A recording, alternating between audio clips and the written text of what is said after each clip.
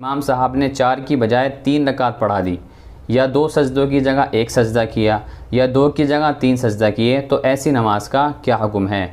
اگر امام صاحب نے 4 رکعت فرض میں 3 رکعت پڑھائیں اور 1 رکعت چھوڑ دی تو نئے سرے سے نماز کی ادائیگی کرنی ہوگی۔ لیکن اگر امام صاحب نے